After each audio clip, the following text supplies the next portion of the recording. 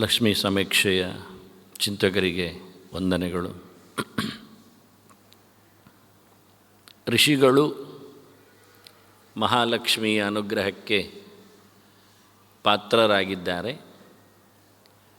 ಆ ಋಷಿಗಳಿಂದ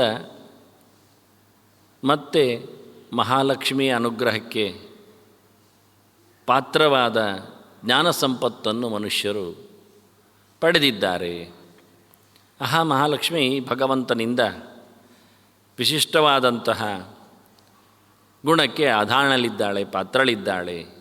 ಆ ಭಗವಂತ ಅತಿ ಎತ್ತರದವನು, ಅವನಿಗೆ ಮತ್ತೆ ನಮನಗಳು ಅಂತ ಆಚಾರ್ಯರು ರಮೆಯ ಜ್ಞಾನಪ್ರಸಾರದ ಮುಖವನ್ನು ತೋರಿಸಿಕೊಟ್ಟಿದ್ದಾರೆ.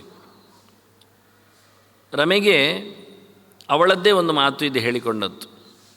ಯಂ ಕಾಮಯೇ ತಂತ ಮುಗ್ರಂಗೃಣೋಮಿ ತಂ ಬ್ರಹ್ಮಾಣಂ ತಮೃಷಿಂ ತಂ ಸುಮೇಧಾಂ. ನನಗೆ ಯಾರನ್ನಾದರೂ ಒಳ್ಳೆಯ ಅಧಿಕಾರಿಯನ್ನಾಗಿ, ತುಂಬ ಜ್ಞಾನವಂತನನ್ನಾಗಿ, ಋಷಿಯನ್ನಾಗಿ ಮಾಡಲಿಕ್ಕೆ ಬರುತ್ತೆ ಅಂತ. ಜ್ಞಾನಿಯನ್ನಾಗಿ ಮತ್ತು ಋಷಿಯನ್ನಾಗಿ ಪ್ರತ್ಯೇಕವಾಗಿ ಶಬ್ದವನ್ನು ಹೇಳ್ತಾಳವಳು. ಬುದ್ಧಿವಂತನನ್ನಾಗಿಸ್ತೇನೆ, ಹಾಗೆ ಋಷಿಯನ್ನಾಗಿಸ್ತೇನೆ. ಋಷಿ ಅಂದ್ರೇನಾಗಬೇಕು? ದೇವರ ದರ್ಶನವನ್ನು ಮಾಡಬೇಕು. ಅವನು ಮಂತ್ರದ ಮಾಧ್ಯಮದಲ್ಲಿ ಮಂತ್ರವನ್ನು ಕಂಡುಕೊಳ್ಳಬೇಕು. ಹಾಗಾಗಿ ಹೊಸದಾಗಿರತಕ್ಕಂಥವನಲ್ಲಿ ಅಂತರಂಗದ ಸಾಧನೆ ಕಾಣುತ್ತದೆ. ಅದನ್ನೇ ಧ್ಯಾನ ಅಂತ ಹೇಳುತ್ತಾರೆ. ಹಾಗಾಗಿ ಷಡ್ವರ್ಗ ನಿಗ್ರಹ ನಿರಸ್ತ ಸಮಸ್ತ ದೋಷಾ ಧ್ಯಾಯಂತಿ. ದೋಷ ದೂರ ಮಾಡಿಕೊಂಡವರು ಧ್ಯಾನ ಮಾಡಲು ಸಮರ್ಥರಾಗ್ತಾರೆ. ಅಂತಹ ಧ್ಯಾನವು ಭಗವಂತನ ಇಚ್ಛೆಗೆ ಅನುಗುಣವಾಗಿ ಭಗವದ್ ದರ್ಶನಕ್ಕಾಗಿ ಮೀಸಲಿದೆ. ಧ್ಯಾಯಂತಿ ಅಂತಹ ಧ್ಯಾನ ಮಾಡುವವರು ಋಷಯ, ವಿಷ್ಣುವನ್ನು ಧ್ಯಾನ ಮಾಡುವವರು, ಭಗವಂತನನ್ನು ಅಂತರಂಗದಲ್ಲಿ ಕಾಣುವವರು, ಅವರು ಋಷಿಗಳಿದ್ದಾರೆ ಅಂತ. ಹೀಗೆ ಋಷಿಯನ್ನು ತಯಾರು ಮಾಡುವ ವ್ಯಕ್ತಿ ನಾನು ಅಂತ ಆಕೆ ಹೇಳಿಕೊಂಡಿದ್ದಾಳೆ. ಅಂತಹ ಋಷಿಗಳನ್ನು ಮಾತಾಡಿಸಿದವರು ಧ್ಯಾನಕ್ಕೆ ಪಾತ್ರರಾಗ್ತಾರೆ, ಅಂತರಂಗದಲ್ಲಿ ವಿಷ್ಣುವನ್ನು ಕಾಣುತ್ತಾರೆ, ಅವರು ಋಷಿಗಳನ್ನಿಸ್ತಾರೆ. ಅಲ್ಲಿವರೆಗೆ ಹೋಗಬೇಕು. 3 ಹಂತ. ಧ್ಯಾಯಂತಿ ವಿಷ್ಣುಂ ಯದಪಾಂಗಲೇಶಮಾಶ್ರಿತ್ಯ ಋಷಯ ಯಾನಪಿ ಸಮೇತ್ಯ ನಯಾತಿ ದುಃಖಂ. ಅವರನ್ನು ಉಪಾಸನೆ ಮಾಡಿದವರು ದುಃಖ ನಿವೃತ್ತಿಯನ್ನು ಪಡೀತಾರೆ ಅನ್ನುವ ಮೂಲಕ ಆನಂದಪ್ರದನಾದ ಭಗವಂತನ ದರ್ಶನಕ್ಕೆ ಪಾತ್ರರಾಗ್ತಾರೆ. ಅಂಥ ಭಗವದ್ ದರ್ಶನ ಆಗಬೇಕಾದ್ರೆ ಅವರು ಧ್ಯಾನವನ್ನು ನಡೆಸಿಕೊಡ್ತಾರೆ. ಅವರೂ ಋಷಿಗಳಾಗಿ ಬಿಡುತ್ತಾರೆ. ಸ್ವಲ್ಪ ಕಷ್ಟ ಆಗುತ್ತೆ, ಋಷಿಗಳಾಗ್ತಾರೆ ಹೇಳಿದರೆ ಏನಾಗುತ್ತೆ ಅಂತ.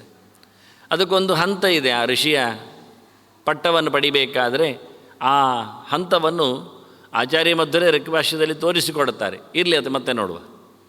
ಹೀಗೆ ಋಷಿಗಳು ಷಡ್ವರ್ಗವನ್ನು ನಿಗ್ರಹ ಮಾಡಿಕೊಂಡು ದೋಷ ದೂರರಾಗಿ ಋಷಿಗಳಾಗಿ ದೇವರ ಧ್ಯಾನಕ್ಕೆ ಕೂತರು. ಮಹಾಲಕ್ಷ್ಮಿ ಧ್ಯಾನವನ್ನು ಮಾಡಿಸ್ತಾ ಇದ್ದಾಳೆ.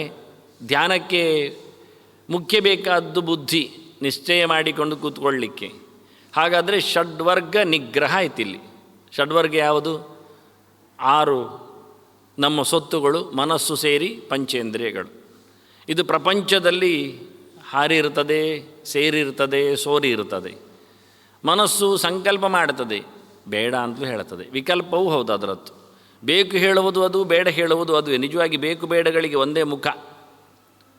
ನನಗೆ ದುಃಖ ಬೇಡ ಅಂದ್ರೇನು ಅರ್ಥ? ಸುಖ ಬೇಕು ಅಂತಲೂ ಅರ್ಥ. ಹಾಗೆ ಇದ್ದೇ ಇರ್ತದೆ. ಶ್ರೀಮಂತಿಗೆ ಬೇಕು ಅಂದ್ರೇನು? ಬಡತನ ಬಾರದು ಅಂತ ಅರ್ಥ, ಬೇಡ ಅಂತ ಅರ್ಥ. ಹಾಗಾಗಿ ಸಾಮಾನ್ಯವಾಗಿ ಒಂದೇ ಮುಖ. ಸಂಕಲ್ಪ ವಿಕಲ್ಪಾತ್ಮಕ ಬಂದರೆ ಸಂಕಲ್ಪ ಮತ್ತು ವಿಕಲ್ಪ ಅಂತ ಹೇಳಬೇಕಾಗಿಲ್ಲ. ಸಂಕಲ್ಪವೇ ಕೆಲವೊಮ್ಮೆ ವಿಕಲ್ಪ ಆಗ್ತದೆ, ವಿಕಲ್ಪ ಕೆಲವೊಮ್ಮೆ ಸಂಕಲ್ಪ ಆಗ್ತದೆ. ಬೇಕು ಬೇಡಗಳ ತವರಾಗಿ ನಿಂತದ್ದು ಮನಸ್ಸು. ಇದು 6 ಇಂದ್ರಿಯಗಳು ಪ್ರಪಂಚವನ್ನು ಮಾತಾಡಿಸುವವುಗಳು. ಪ್ರಪಂಚ ಅತೀತವಾಗಿ ಬುದ್ಧಿ ನಿಶ್ಚಯ ಮಾಡಿಕೊಂಡು ಕೂತ್ಕೊಳ್ಳುತ್ತದೆ, ಇಲ್ಲಿ ಬಾ ಅಂಥೇಳಿ. ಹಾಗಾಗಿ ಯಾದೇವಿ ಸರ್ವಭೂತೇಷು ಬುದ್ಧಿರೂಪೇಣ ಸಂಸ್ಥಿತ ಅಂತ ಹೇಳಿತ್ತು. ಹೀಗೆ ಅವಳು ಋಷಿಗಳನ್ನಾಗಿಸ್ತಾಳೆ. ಬುದ್ಧಿಯ ಚಮತ್ಕಾರದಲ್ಲಿ ಭಗವಂತನ ದರ್ಶನ ಮಾಡಿಸುವ ಮೂಲಕ ಧ್ಯಾನಕ್ಕೆ. ಧ್ಯಾನ ಇರುವುದು ಎಲ್ಲಿ? ಬುದ್ಧಿ ಅದ. ಮನಸ್ಸಿನಲ್ಲಿ ಧ್ಯಾನ ಮಾಡಲಿಕ್ಕೆ ಆಗುವುದಿಲ್ಲ. ನಿಶ್ಚಯಾತ್ಮಿಕವಾದಂತಹ ಬುದ್ಧಿ ನಿಶ್ಚಯಾತ್ಮವಾದ ತತ್ವವನ್ನು ಗಟ್ಟಿಯಾಗಿ ನಿರಂತರವಾಗಿ ಕಾಣ್ತಾ ಇರ್ತದೆ. ಹೀಗಾಗಿ ಬುದ್ಧಿಯಲ್ಲಿ ಭಗವಂತನ ದರ್ಶನ ಆಗಲಿಕ್ಕೆ ಯಾ ಬುದ್ಧಿಯ ಅಂತ ಅನೇಕ ಕಡೆಯಲ್ಲಿ ಬುದ್ಧ್ಯಾತ್ಮಾನಂ ಅಂತ ಶ್ರೀಕೃಷ್ಣನೇ ಬಹಳಷ್ಟು ಬಾರಿ ಹೇಳುತ್ತೆ. ಈ ಷಡ್ವರ್ಗ ಪಂಚ ಇಂದ್ರಿಯಗಳ ಜ್ಞಾನೇಂದ್ರಿಯಗಳ ಜೊತೆಯಲ್ಲಿ ಮನಸ್ಸು ಸೇರಿಕೊಂಡು ಬಹಳ ಸುಂದರವಾಗಿದೆ. ಮನಸ್ಸಿಗೆ ಒಂದೇ ಬೇಕು ಅಥವಾ ಬೇಡ, ಇದು ಒಂದು ಇಟ್ಕೊಳ್ಳುತ್ತದೆ. ಹಾಗೆ ಶಬ್ದ ಸ್ಪರ್ಶ ರೂಪ ರಸಗಂಧಗಳಲ್ಲಿ ಪ್ರಧಾನವಾದದ್ದು ಎಲ್ಲ ಇಂದ್ರಿಯಗಳನ್ನು, ಅಂದರೆ ಎಲ್ಲ ಭೂತಗಳ ಆವೇಶದಲ್ಲಿ ಕೂತದ್ದು ಗಂಧ. ಅದು ಮೂಗಿಗೆ. ಗಂಧದಲ್ಲಿ ಎಷ್ಟು ಬಗೆ ಅಂತ ಕೇಳಬೇಡಿ, ನಿಜವಾಗಿ ಎರಡೇ ಬಗೆ ಹೇಳಲಿಕ್ಕೆ, ದುರ್ಗಂಧ ಸುಗಂಧ ಅಂತಷ್ಟೇ. ಒಳ್ಳೆಯದು ಕೆಟ್ಟದು ಅಂತ ಪರಿಮಳದಲ್ಲಿ ಯಾವುದೊಟ್ಟು ಸೇರಿಕೊಳ್ಳಿ, ಸುಟ್ಟರಿರಲಿ ಅಥವಾ ಕಾಯಿಸದಿರಲಿ, ಕೊಳೆತರಿರಲಿ, ಏನಾದರೂ ಒಂದು ಬಗೆ, ಏನಾಗೋದಾದರೂ ಒಂದೇ ಬಗೆ. ಯಾಕೆಂದರೆ ಮಣ್ಣಿನಲ್ಲಿ ಮಾತ್ರ ಇರುವಂಥದ್ದು. ಅದರೊಟ್ಟಿಗೆ ಮಣ್ಣಿನ ಸಾಂಕರ್ಯದಿಂದ ಸೌಕರ್ಯದಿಂದ ಗಾಳಿ ನೀರುಗಳಲ್ಲಿ ಎಲ್ಲ ವಾಸನೆ ಬೆರೆಯುವಂಥದ್ದು ನಿಜವಾಗಿ. ಹೀಗೆ ನೋಡಿಕೊಂಡು ಹೋದರೆ ಇನ್ನು ಮುಂದಕ್ಕೆ ಹೋದರೆ ಈಗ ಶ್ರೋತ್ರಂ ಚಕ್ಷು ಸ್ಪರ್ಶನಂಚ ರಸನಂ ಘ್ರಾಣಮೇವಚ ಅಂತ ಇಂದ್ರಿಯಗಳ ಬಗ್ಗೆ ಪಟ್ಟಿ ಮಾಡುವಾಗ ಶ್ರೋತ್ರೇಂದ್ರಿಯಕ್ಕೆ ನಮಗೆ ಸಂಬಂಧಪಟ್ಟಂತೆ ಬರತಕ್ಕಂತಹ ಶಬ್ದಗಳು ಕೇಳಿದರೆ ಲೋಕವನ್ನೆಲ್ಲ ಇಟ್ಟುಕೊಂಡ್ರೆ ಎಲ್ಲರ ಸದ್ದು ಕೇಳ್ತದೆ ನಮಗೆ. ಎಲ್ಲರ ಸದ್ದುಗಳ ಬಗ್ಗೆಯೂ ನಾವು ಹೇಳುವುದಾಗಿದ್ದರೆ ಏನು ಹೇಳುವ, ಲೋಕದಲ್ಲಿರುವ ಪ್ರಾಣಿ ವರ್ಗವೇ 4 ಬಗೆ: ಅಂಡಜ, ಉದ್ಬೀಜ, ಸ್ವೇದಜ, ಜರಾಯುಷ ಅಂತ. ಉದ್ಬೀಜಗಳೇನು ನಮಗೆ ಮಾತಾಡುವುದಿಲ್ಲ. ಉದ್ಬೀಜಗಳು ಅಂದರೆ ಮರಗಳು, ನೆಲವಡೆದು ಮೇಲಕ್ಕೆ ಬಂದವುಗಳು.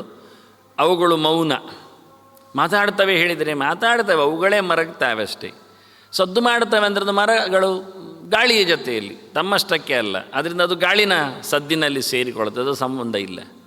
ಅದರಿಂದ ಜರಾಯುಜಗಳು, ಮರಿಯಾದ ವಸ್ತುಗಳು, ಇನ್ನು ಮೊಟ್ಟೆ ಒಡೆದು ಬಂದವುಗಳು ಅಂಡಜಗಳು, ಇನ್ನು ಸ್ವೇದಜಗಳು ಕ್ರಿಮಿಕೀಟಗಳು, ಒಂದೊಮ್ಮೆ ಗಲೀಜಲ್ಲಿ ಹುಟ್ಟಿದವುಗಳು. ಇವುಗಳದ್ದೇ ಕೀಚಲು ಶಬ್ದಗಳು, ಪ್ರಾಣಿಯ ಕೂಗುಗಳು, ಮನುಷ್ಯನ ಗಲಾಟೆಗಳು, ಇನ್ನು ಮನುಷ್ಯ ನಿರ್ಮಿತವಾದ ವಾಹನಗಳು ಮನುಷ್ಯರೊಟ್ಟಿಗೆ, ಅದು ಮನುಷ್ಯನಿಂದಲೇ.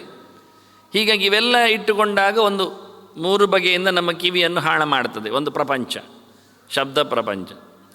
ಕಣ್ಣಿಗಾಗುವಾಗ 4-5 ಬರ್ತದೆ ಪಂಚರೂಪಗಳು. ಪಂಚವರ್ಣಗಳೇ ಪಂಚರೂಪಗಳು. ಹಾಗಾಗಿ ಪಂಚಭೂತಾಧಿಷ್ಠಿತವಾಗಿ ಪಂಚವರ್ಣಗಳನ್ನು ಅದರ ಸಂಕೇತ ಮಾಡಿಕೊಂಡು ಹೇಳುತ್ತೇವೆ. ಆದ್ದರಿಂದ ಒಟ್ಟಾರೆ ನೋಡಿಕೊಂಡಾಗ ಕಣ್ಣಿಗೆ 5ರ ಸಮಾವೇಶ ಆಗ್ತದೆ. ಮುಟ್ಲಿಕ್ಕೆ ಬಂದರೆ 4 ವರ್ಗ, ಕೇಳಲಿಕ್ಕೆ 3 ವರ್ಗದ್ದು, ಮುಟ್ಲಿಕ್ಕೆ 4 ವರ್ಗ. ಯಾಕೆ ಜರಾಯುಜವನ್ನು, ಅಂಡಜವನ್ನು, ಉದ್ಬೀಜವನ್ನು ಮತ್ತು ಸ್ವೇದಜವನ್ನು ಮುಟ್ಲಿಕ್ಕೆ ಬರ್ತದೆ. ಕೆಲವರಿಗೆ ನಾಯಿ ಮುಟ್ಟಿದರೆ ಖುಷಿ, ಮುಟ್ಟದಿದ್ದರೆ ಅವರಿಗೆ ಊಟ ಸೇರುವುದಿಲ್ಲ. ಕೆಲವರಿಗೆ ಮರಗಳನ್ನೆಲ್ಲ ಮುಟ್ತಾ ಹೋಗಬೇಕು, ಕೆಲವರಿಗೆ ಮನುಷ್ಯರನ್ನು ಮುಟ್ಟಿಕೊಂಡು ಹೋಗೋ ಚಾಳಿ ಇರ್ತದೆ, ಕ್ರಿಮಿಕೀಟಗಳನ್ನು ಮುಟ್ಟಿ ನೋಡ್ತಾರೆ. ಹಾಗಾಗಿ ಇವೆಲ್ಲ ಸ್ಪರ್ಶೇಂದ್ರಿಯದಲ್ಲಿ ಆಗತಕ್ಕಂಥ ವ್ಯವಸ್ಥೆಗಳು. ಅಂದರೆ ಏನಾಯಿತು, ಧ್ಯಾನಕ್ಕೆ ಕೂತಾಗ ಯಾವುದರ ಸ್ಪರ್ಶದ ಅನುಭವವೂ ಇಲ್ಲ, ಸ್ಪರ್ಶ ಮಾಡಬೇಕೆನ್ನುವ ಯೋಚನೆಯೂ ಇಲ್ಲ, ಶಬ್ದವೂ ಕೇಳುವುದಿಲ್ಲ, ರೂಪವೂ ಕಾಣುವುದಿಲ್ಲ, ಕಣ್ಣು ತೆರೆದಿದ್ದರೂ ಕಾಣುವಂತೆ ಇಲ್ಲ. ಇನ್ನು ರಸಕ್ಕೆ ಬಂದಾಗ ನೋಡಿ, ಒಂದೊಂದೇ ಹಂತ ಬಂತು. ಮನಸ್ಸಿಗೆ ಒಂದೇ ಸಂಕಲ್ಪ ವಿಕಲ್ಪಗಳಲ್ಲಿ, ಗಂಧಕ್ಕೆ ಮೂಗಿಗೆ 2, ಕಿವಿಗೆ 3, ಮತ್ತು ಸ್ಪರ್ಶಕ್ಕೆ 4 ಇಂದ್ರಿಯಕ್ಕೆ, ಕಣ್ಣಿಗೆ 5. ಈಗ 6ನೆಯದ್ದು ರಸವರ್ಗಕ್ಕೆ, ನಾಲಿಗೆಗೆ 6. ಅಲ್ಲಿಗೆ ಷಡ್ವರ್ಗ ನಿಗ್ರಹ ನಿರಸ್ತ ಸಮಸ್ತ ದೋಷಾಹ ಅಂತ. ಇದನ್ನು ಒಂದನ್ನೇ ಯಾವುದರ ಸ್ಪರ್ಶವೂ ಅವನಿಗೆ ಇಷ್ಟ ಆಗಬಾರ್ದು. ಶೀತೋಷ್ಣ ಸುಖ ದುಃಖದ ಆಗಮ ಪಾಯಿನೋ ನಿತ್ಯ ತಾಂತಿ ದೀಕ್ಷಸ್ವ ಅಂತ ಮನಸ್ಸಿನಲ್ಲಿ ಅದನ್ನು ಅದುಮಿಟ್ಟುಕೊಳ್ಳಿಕ್ಕೆ ಕೃಷ್ಣ ಮೊದಲು ಪಾಠ ಮಾಡಿದ. ಧ್ಯಾನಕ್ಕೆ ಬಂದಾಗ ಅದು ಸ್ಪರ್ಶವೇ ಆಗೋದಿಲ್ಲ ಅವನಿಗೆ. ಇಷ್ಟರವರೆಗೆ ಸ್ಪರ್ಶಾನುಭವ ಇತ್ತು, ಅದನ್ನು ಆಗಮ ಅಪಾಯಿನ ಅಂತ ಹೇಳಿಕೊಂಡು ಬರ್ತದೆ ಹೋಗ್ತದೆ ಅಂತ ಹೇಳಿ ನೆಗ್ಲೆಕ್ಟ್ ಮಾಡಬೇಕು, ಸೈರಣೆ ಇರಬೇಕು, ತಿತಿಕ್ಷಸ್ವ ಅಂತ ಹೇಳಿದರೆ ಮುಂದೆ ಇದು ಮನಸ್ಸಿನಾಗ ಹೇಳಿದ್ದು. ಮನಸ್ಸಿಗೆ ಪಾಠ. ಮನಸ್ಸು ಆಚೆ ನಿಂತು ಬುದ್ಧಿಗೆ ಬಂದಾಗ ಸ್ಪರ್ಶದ ಎಚ್ಚರ ಆಗಲಿಕ್ಕಿಲ್ಲ.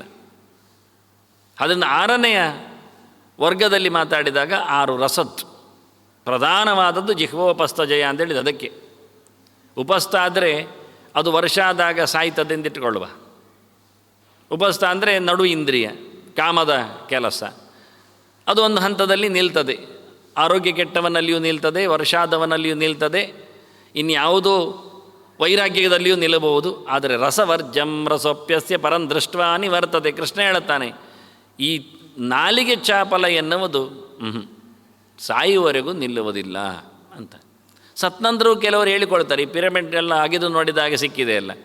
ಆನಂತರ ಅವರಿಗೆ ಸುತ್ತಮುತ್ತಲು ಪಾತ್ರ ಪದಾರ್ಥಗಳು ಬೇಕಾದ ಎಲ್ಲಿಯಾದರೂ ಜೀವಂತವಾಗಿ ಮತ್ತೆ ಬಂದರೆ ಅವನಿಗೆ ಕಡಿಮೆ ಆಗುವುದು ಬೇಡ ಅಂತ ಅದನ್ನು ಸಮೇತ ಇಟ್ಟು ಅವನನ್ನು ಗೋರಿ ಮಾಡ್ತಿದ್ರು ಅಂತ. ವಿಚಿತ್ರ ಅನ್ನಿಸ್ತದೆ ಅದೆಲ್ಲ, ಆ ನಮೂನೆಯ ಯೋಚನೆಗಳು. ಹೀಗೆ 6ರ ಸಂದರ್ಭದಲ್ಲಿ 6 ರಸ, ನಾಲಿಗೆ ಇದನ್ನು ಗೆದ್ದವರು ಅಂದರೆ ಋಷಿಗಳು ಅಂದರೆ ಉಪವಾಸಾದಿಗಳನ್ನು ನಡೆಸಿದವರು. ಮುಖ್ಯವಾಗಿ ಉಪವಾಸದಲ್ಲಿ ಕೇವಲ ಹಸಿವು ಬಾಯಾರಿಕೆಗಳನ್ನು ಮೆಟ್ಟಿರುವುದು, ಹೊಟ್ಟೆಗೆ ಹೊಡೆದಿರುವುದು ಮಾತ್ರ ಅಲ್ಲ, ಸರ್ವೇಂದ್ರಿಯಗಳನ್ನು ಉಪವಾಸ ಹಾಕಿದ್ದನ್ನು ಮಾತಾಡಿದ್ದಾರೆ ಅವರು. ತಪಸ್ಸು ಅಂದರೆ ಹಾಗೆ. ಆದ್ದರಿಂದ ಅವರು ಕಾಡಿನಲ್ಲಿ ಕುಳಿತಿದ್ದರು, ಕಾಡಿನ ಸೌಂದರ್ಯವನ್ನು ಸವಿತಾ ಇರುವುದಿಲ್ಲ. ಅಲ್ಲಿನ ಬೆಚ್ಚನೆಗೆ, ಅಲ್ಲಿನ ತಂಪಿಗೆ ಮೈ ಒಡ್ಡಿಕೊಂಡು ಆರಾಮವಾದ ವಿಹಾರ. ನಾವೇನು ಕಾಡಿಗೂ ಉಪವನಕ್ಕೂ ಹೋಗಿ ಬಂದಾಗೆ ಪ್ರಕೃತಿ ಸೌಂದರ್ಯವನ್ನು ವೀಕ್ಷಿಸುತ್ತಾ ಒಮ್ಮೆ ನಿರಾಳಾಯಿತು, ಮನಸ್ಸು ಟೆನ್ಷನ್ ಲೆಸ್ ಆಯಿತು ಅಂಥದ್ದೇನಿಲ್ಲ. ಅವರು ಆಗಿಲ್ಲ. ಅವರು ಕಾಡಿನಲ್ಲೇ ಕೂತವರು, ಗವಿಯೊಳಗೆ ಇರುವವರು, ಪ್ರಾಣಿಗಳ ಜೊತೆಯಲ್ಲಿ ಒಡನಾಡುವವರು. ಯಾವ ಪ್ರಾಣಿಯ ಮೇಲೂ ಪ್ರೀತಿಸುವುದಿಲ್ಲ. ಜಡಭರತನ ಕಥೆ ನೋಡಿ. ಜಿಂಕೆ ಅಂತ ಹೇಳಿಕೊಂಡಾಗ ಭರತನದ್ದು, ಜಡ ಆಗುವ ಮುಂಚೆ ಜಿಂಕೆ ಅಂತ ಮೆಚ್ಚಿಕೊಂಡಾಗ ಅವನಿಗೆ ಆದ ಅನಾಹುತ ಏನಾಯಿತು? ಒಂದು ಜನ್ಮ ಮಧ್ಯದಲ್ಲಿ ಜಿಂಕೆಯಾಗಿ ಬರುವಂತೆ ಆಯಿತು. ಹಾಗೆ ಕಾಡಿನಲ್ಲಿ ಕೂತವರಿಗೆ ಮೊಲ, ಚಿಗರೆ ಮತ್ತು ಜಿಂಕೆ, ಕಾಡುಹಂದಿ, ಮತ್ತೊಂದು ಇನ್ನೊಂದು ಎಲ್ಲ ನೋಡಿದವರು ಎಷ್ಟು ಜನ್ಮ ಪಡಿಬೇಕಾಗತ್ತೆ. ಮತ್ತು ಪ್ರತಿಯೊಂದನ್ನು ಪ್ರೀತಿಸುವ ಮೂಲಕ. ಪ್ರೀತಿಸಿದ್ದಾರೆ ಅಂದರೆ ದ್ವೇಷಿಸಿಲ್ಲ, ಇಷ್ಟೇ ಅರ್ಥ. ಅದರ ಬಗ್ಗೆ ಅವರಿಗೆ ದ್ವೇಷ ಭಾವನೆ ಇಲ್ಲ. ಮತ್ತು ಅದರ ಬಗ್ಗೆ ಒಲುಮೆ ಅಂದರೆ ಭಗವಂತನ ಅಧಿಷ್ಠಾನ ಅನ್ನುವಷ್ಟರ ಮಟ್ಟಿಗೆ ಹೊರತು ಇನ್ನೇನೂ ಇಲ್ಲ. ಅದರ ಚಂದ ನೋಡಿಕೊಂಡು, ಅದರದ್ದು ಒಂದು ಕಣೆ ಮನೆಯಲ್ಲಿರಲಿ, ಅದರದ್ದೊಂದು ಗರಿ ನನಗೆ ಸಿಗಲಿ, ಅದರದ್ದೊಂದು ಚರ್ಮ ಒಳ್ಳೆಯದಾಗಲಿ, ಈ ಯಾವುದೇ ಅಪೇಕ್ಷೆ ಇಲ್ಲದ ಇದು ರಸವರ್ಜಂ. ಎಲ್ಲ ಇಂದ್ರಿಯಗಳಿಗೂ ಸ್ಪರ್ಶ, ರೂಪ, ರಸ, ಗಂಧ, ಯಾವುದೇ ಗಂಧದ ಮರವೇ ಇರಲಿ, ಚಂದನದ ಕಾಡೇ ಇರಲಿ, ಅಲ್ಲಿನ ಪರಿಮಳ ಅದಕ್ಕೆ ಒಗ್ಗಿಕೊಂಡು ಯಾವುದೂ ಇಲ್ಲ. ಇದನ್ನು ಉಲ್ಲೇಖ ಮಾಡಿದ್ದು ಋಷಯ ಅಂತ. ಮುಖ್ಯವಾಗಿ ಉಪವಾಸಾದಿಗಳಿಂದ ನಿಷ್ಠರಾದವರು. ಇದೆಲ್ಲ ಹಿಂದೆ ಧ್ಯಾನಕ್ಕೆ ಬರುವ ಮುಂಚೆ ನಾನು ಹೇಳಬೇಕಾದ ಯಮನಿಯಮಗಳ ಬಗ್ಗೆ ಅಷ್ಟಾಂಗ ಯೋಗದಲ್ಲಿ ಕೊಟ್ಟಿದ್ದೇನೆ ಒಂದಿಷ್ಟು, ಆಚಾರ್ಯ ಮಧ್ವರೆ ತೋರಿಸಿದಂತೆ. ಅದರಲ್ಲಿ ಹೇಳುವಾಗ ಧ್ಯಾಯಂತೆ ವಿಷ್ಣು ಋಷಯ ಅಂತ ಹೇಳುವಲ್ಲಿ ದೇವರೊಳಗೆ ಇವನು ಹೋಗಿದ್ದಾನೆ ಹೇಳಲಿಕ್ಕೆ ವಿಷ್ಣು ಶಬ್ದ ಪ್ರಯೋಗ ಮಾಡಿದ್ದವರು. ಯಾವುದೇ ಶಬ್ದವನ್ನೇ ಇಟ್ಕೊಂಡು ಬನ್ನಿ ನೀವು ಜಪಕ್ಕೆ, ಅನುಷ್ಠಾನಕ್ಕೆ, ನಾಮಚಿಂತನೆಗೆ, ಆದರೆ ಎಲ್ಲವೂ ವಿಷ್ಣುವಲ್ಲೇ ಪರ್ಯವಸಾನಗೊಳ್ಳುತ್ತದೆ, ಬರಲೇಬೇಕು. ಶಕಾರ ಮತ್ತು ನಕಾರಗಳನ್ನೇ ಐತರೆಯ ಬಹಳ ಚಂದವಾಗಿ ವಿಷ್ಣು ಶಬ್ದದಲ್ಲಿ ಇಡೀ ನಾಮ ಪ್ರಪಂಚವನ್ನೇ ತೋರಿಸಿಕೊಡ್ತಿದ್ರು. ಶಕಾರ, ಒಳಂ, ನಕಾರ, ಪ್ರಾಣ, ಆತ್ಮ ಅಂತ ಹೇಳಿಕೊಂಡು ಭಗವಂತನ ಸ್ವಭಾವ ಗುಣವನ್ನು ಉಲ್ಲೇಖ ಮಾಡುತ್ತೆ. ಹಾಗಾಗಿ ಪ್ರತಿಯೊಬ್ಬನೂ ಧ್ಯಾನದಲ್ಲಿ ಭಗವಂತನೆಡೆಗೆ ಸಾಗಬೇಕೆಂದು ತೋರಿಸಿಕೊಡ್ತಾ, ಮುಖ್ಯವಾಗಿ ರಸ ಅದರ ಗೆಲುವು, ಸಾರನನ್ನು ಕಾಣಬೇಕಾದರೆ ರಸೋ ವಯಸ್ಸಃ ಅಂತ ಈ ಹೊರಗಿನ ಷಡ್ರಸ, ಅದರಿಂದ ಷಡ್ವರ್ಗ ನಿಗ್ರಹ ಅಂದರೆ 6 ರಸದ ವರ್ಗ.